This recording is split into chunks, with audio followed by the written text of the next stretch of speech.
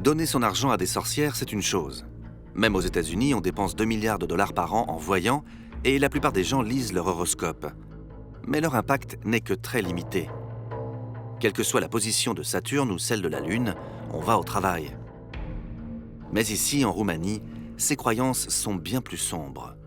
La malédiction de Vlad l'Empaleur s'est ancrée dans les esprits et ne les a jamais quittés.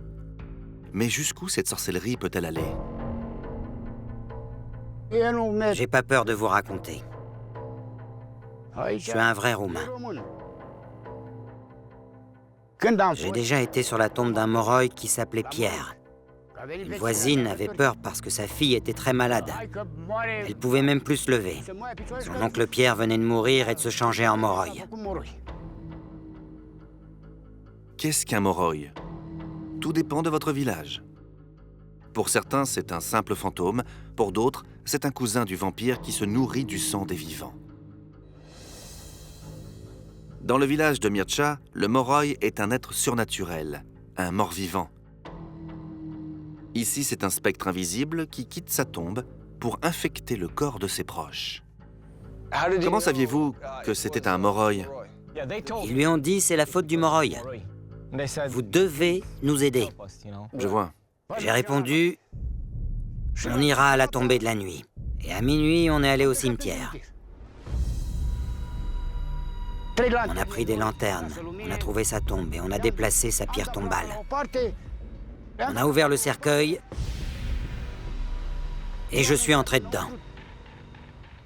Il avait du sang frais au coin de la bouche. Je lui ai ouvert la poitrine, j'ai arraché son cœur et on l'a jeté au feu. C'est comme ça qu'on tue un Moroi? Oui. On est retourné chez la fille, on a fait une infusion de cœur brûlé et on lui a fait boire. 2 jours plus tard, elle est venue me voir pour m'inviter à manger chez elle. Elle a guéri en 2 jours à peine. Oui, elle est en très bonne santé maintenant. Elle a repris du poids. Où avez-vous appris l'existence des Moroi?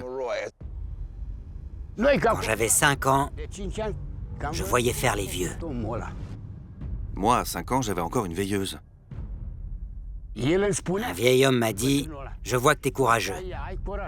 Mais pour vivre cette expérience, il faut un cœur solide. » Il a peur de rien. Non, rien. Ça se voit. Quand les anciens s'adonnaient à ces procédures, Mircea n'avait que 5 ans.